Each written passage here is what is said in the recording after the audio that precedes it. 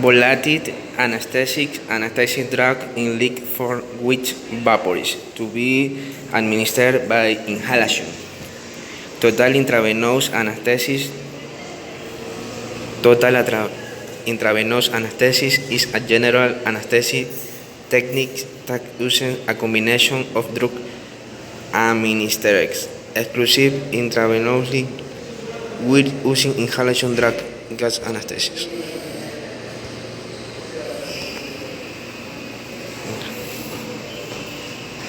I knew I had to drag it out. The reason to avoid anesthesia gases is because of suppressing the immune system? Oh, no, this is a good question. We don't we don't do anything right, do we? I mean, everything we do is kind of different. It's just kind of, why don't you do anything there? Our anesthesia technique is not the usual. The usual anesthetic technique, and those of you who've had surgery, is you get to breathe in a gas. The very first anesthesia was ether, and now we've come up with a lot better things. There was halothane, which is kind of gone, and isoflurane, and enflurane, and desflurane, and sevoflurane. Okay, those are the latest gases. You may notice they all have the thanes in them because they are all fat-soluble gases. They don't dissolve in water. And so one of their effectiveness is partly related to that because they dissolve just a little bit in the blood and go directly to the brain where they dissolve in the brain cells and you go away.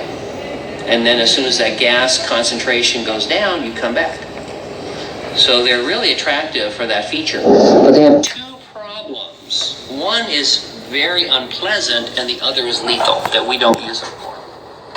The unpleasant is that about 1 person out of 3 who gets a gas anesthetic will wake up with severe PONV, or post-operative nausea and vomiting. Retching, sick, just have a terrible experience with their surgery. PONV. 1 out of 3, and it's terrible. Now, terrible, not lethal, but terrible, you're not going to enjoy yourself if you have post-operative nausea and vomiting. And especially if we've just operated on your stomach, we're not crazy about making you vomit all the time. So that's an issue, not the issue. The issue is that the gas anesthetics, being fat-soluble, might dissolve in your fat. And especially if you're a heavy person, that risk and that amount of gas that dissolves in your fat will be enough so that occasionally the gas will play a trick, a life and death trick. When we take off the gas, take out the breathing tube, stop giving you gas to breathe, and you breathe oxygen, the gas comes out of the brain, out of the bloodstream, and you wake up. Okay? And you take over breathing for yourself.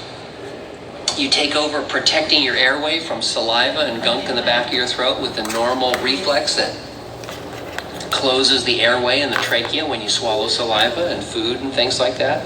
And you're back from anesthesia. Occasionally, especially in heavy people, the gas may have stored up in the fat, and so after everybody has left, the nurses in the recovery room have got you settled, and everybody's walked away, the gas may come back, and you, instead of saying, hey, how are you, you can start going back out again. It can depress your breathing, and with that, oxygen can drop, and you can have an emergency situation where you need to, within minutes, put in a breathing tube to protect the patient from hypoxia, low oxygen, irregular heartbeat, and death. In fact, I have seen that at another hospital with another doctor. Okay? We don't like that. And so we use another technique which is called TIVA, total intravenous anesthesia. It uses different drugs. It does not use gas. TIVA, total intravenous anesthesia, uses intravenous anesthesia and no gas, so it's totally intravenous. And we use 2 primary drugs for the anesthesia. One is propofol, and propofol is a white, milky anesthetic that knocks you out and is anti-nausea. So it doesn't cause nausea and vomiting. It actually is an anti-nausea agent. So our rate of nausea and vomiting is very low. Each of you have talked to dozens of my patients, right? Nausea and vomiting after surgery? Very little, if any, right? That's because of the propofol. Propofol is also miraculous because when you turn it off, it's a constant drip, it has a half-life of about a minute. As soon as you turn it off, you go, what happened? And you look up and go around. So it's like a light switch, so you wake up. And it doesn't dissolve in the fat. So the other drug we use is spectacularly expensive. It's actually more expensive per gram than platinum. It's called remifentanil. Now, we talked about morphine. Morphine lasts about 3 hours when you get a dose.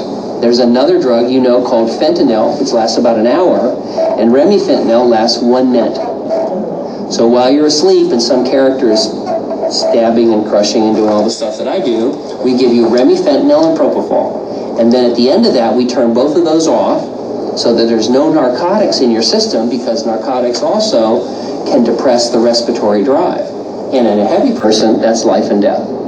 So at the end of your surgery, you do, boom, this. And that, we think, is life and death. We are frightened of the anesthesia. We have a healthy respect for how serious it is to put a heavy person to sleep and what can happen.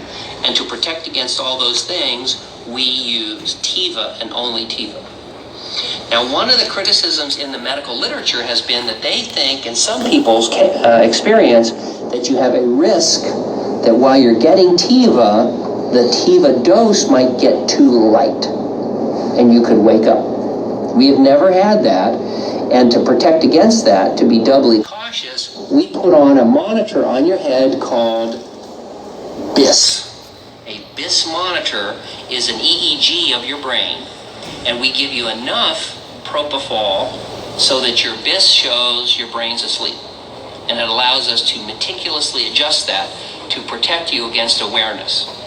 But if we had a choice between some awareness and life and death from lack of oxygen from the gas anesthetics, we choose Tiva.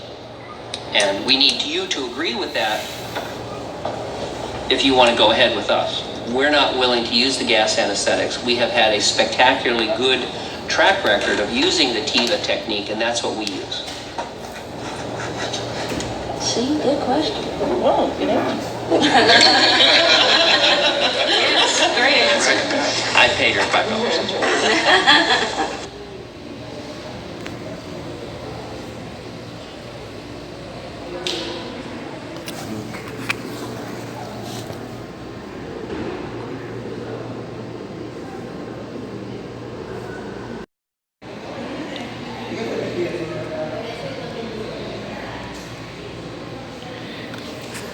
Application in nursing. The role of nursing in anesthetic, resuscitation, and therapy of pain is very important, since it requires being prepared for distinguishing with the anesthetics and the need that you have the patient and can know how to when solving and the problem that arise. The details are described in detail. APEC relate to nursing performance in this area, assistance with special emphasis on those procedures less known, such as the manipulation and the control of system closing relate to the surgical unit of cardiac surgery.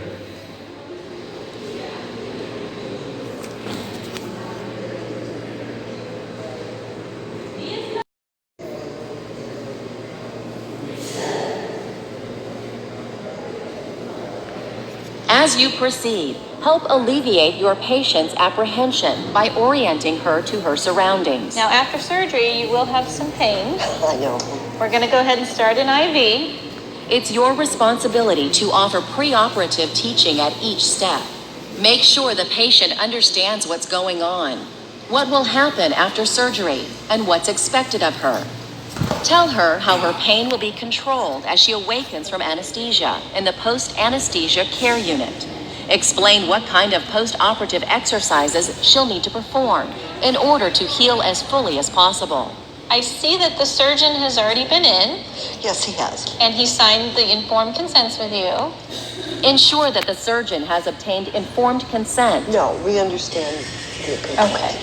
Now, do you have any religious practices that we need to honor? Take this time to bring up any sensitive issues, such as the patient's religious practices. Check the patient's medical record and review or complete the preoperative checklist. When was the last time you ate or drank? About 8 o'clock last night. Okay. Ask her when she last had anything to eat or drink.